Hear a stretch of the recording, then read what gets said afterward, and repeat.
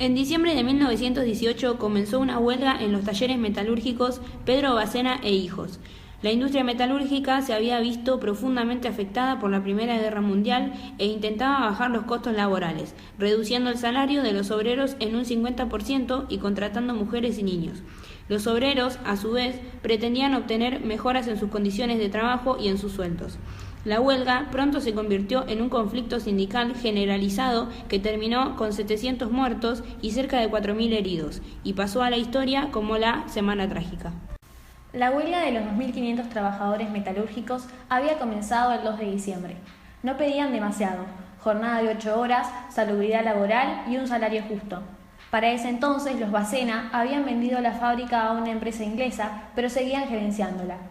Los antepasados de Bacena, ministro de Economía de Onganía, se mostraron intransigentes frente a lo que llamaban la insolencia obrera, lo que naturalmente puso más insolentes a los trabajadores, que decidieron tomar la fábrica y armar un piquete en la puerta del establecimiento en defensa de sus derechos. El señor Bacena tenía buenas relaciones con el gobierno y logró que enviaran rápidamente policías y bomberos para castigar la insolencia de los explotados organizados.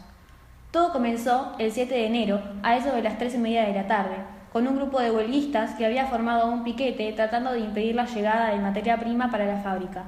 En ese momento, los conductores que pasaron por donde estaban los huelguistas, develando su verdadera función, comenzaron a disparar sus armas de fuego contra los trabajadores.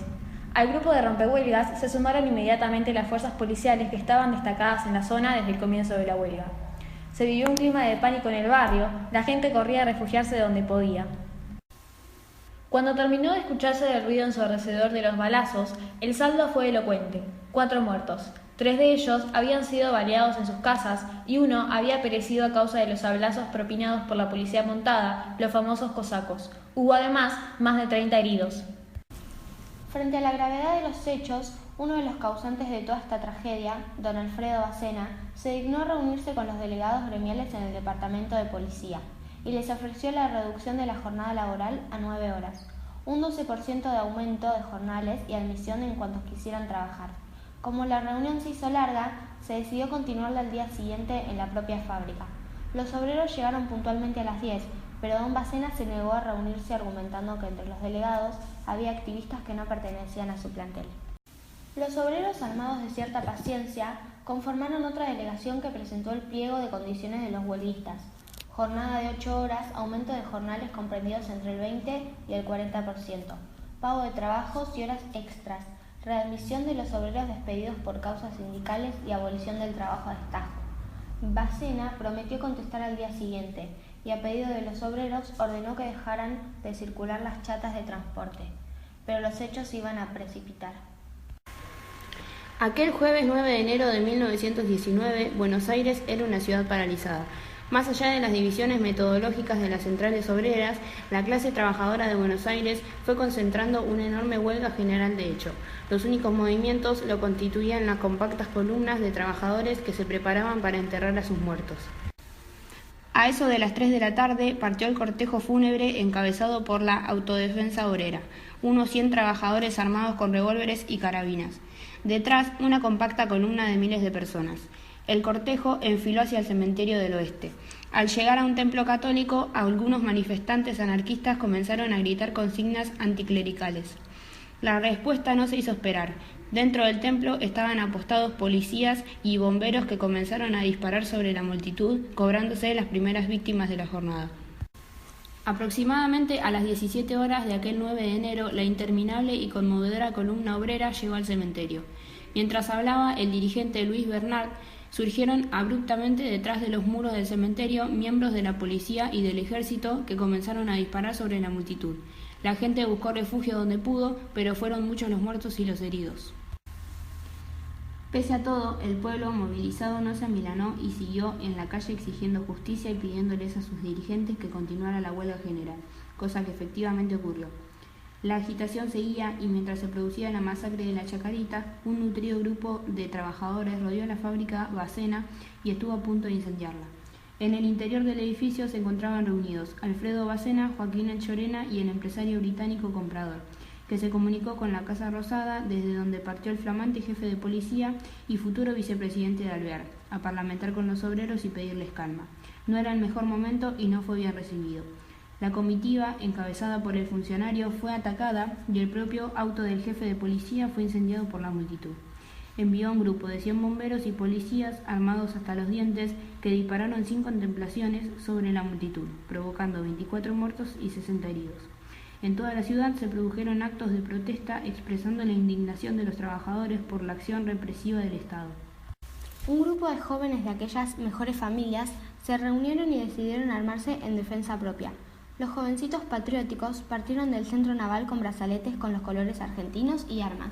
Este grupo, inicialmente inorgánico, se va a constituir oficialmente como la Liga Patriótica Argentina, el 16 de enero de 1919. Las bandas terroristas armadas que operaban bajo el rótulo de Liga Patriótica Argentina lo hacían con total impunidad y la más absoluta colaboración y complicidad de oficiales. Se reunían en las comisarías y allí se les distribuían armas y brazaletes. Desde las sedes policiales partían en coches último modelos, manejados por los jovencitos oligarcas, y al grito de ¡Viva la Patria! Se dirigían a las barriadas obreras, a las sedes sindicales, a las bibliotecas obreras y a la sede de los periódicos socialistas y anarquistas para incendiarlos y destruirlos, todo bajo la mirada cómplice de la policía y los bomberos. El barrio judío de Once fue atacado con saña por las bandas patrióticas que se dedicaban a la caza del ruso. Allí fueron incendiadas sinagogas y bibliotecas.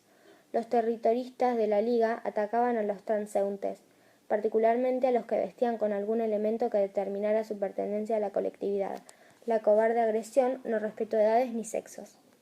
Finalmente, el 11 de enero, el gobierno radical llegó a un acuerdo con la Fora del Noveno, un aumento salarial de entre un 20 y un 40% según las categorías, el establecimiento de una jornada laboral de 9 horas y la reincorporación de todos los huelguistas despedidos.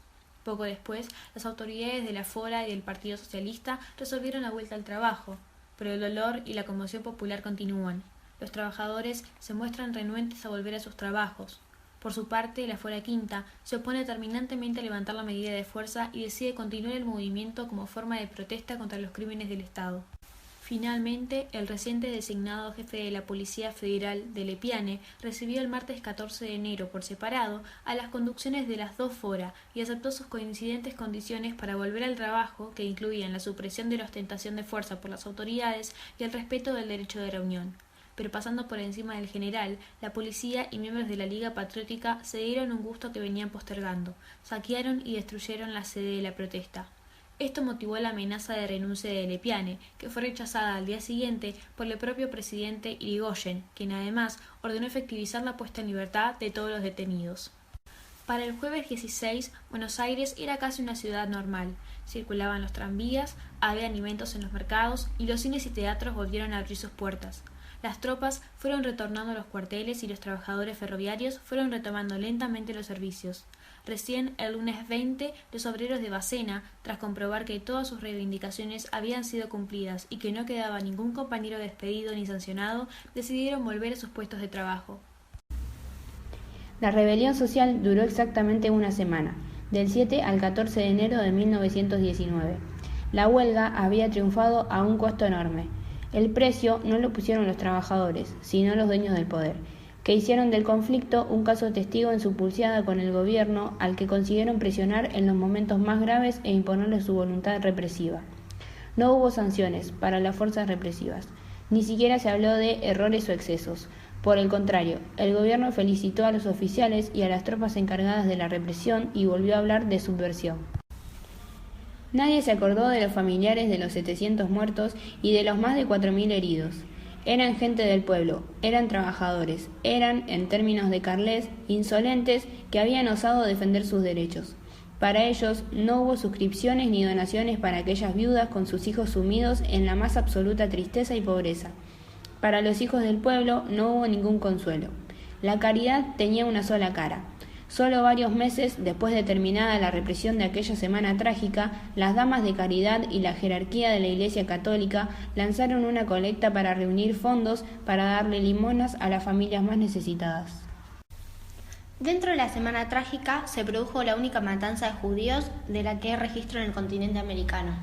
Tuvo su epicentro en el barrio judío de Once y autonomía dentro de la acción represiva que caracterizó esa semana, orientada principalmente a reprimir la huelga y el movimiento obrero. Algunos investigadores han prestado atención a los vínculos evidenciados en esa ocasión entre la discriminación social y la discriminación racial. Debido a la importancia de los acontecimientos, ha sido objeto de numerosas obras y además de ser sujeto de muchas interpretaciones respecto a sus causas y al accionar del gobierno. Para los anarquistas representó un estandarte de la lucha contra el Estado. El peronismo lo utilizó con posterioridad para acusar al gobierno radical de reprimir a los obreros. Los radicales, por su parte, sostienen haber quedado en medio de pujas entre sectores radicalizados, tanto de derecha como de izquierda, maximizados por el ambiente de tensión de la época, producto de las medidas progresistas de Irigoyen y de la reciente Revolución de Octubre, con sus propósitos de revolución mundial. Reivindican, a su vez, haber aceptado el reclamo obrero desde un principio. Al menos 3 obras literarias de reconocidos escritores argentinos representan los sucesos de la Semana Trágica.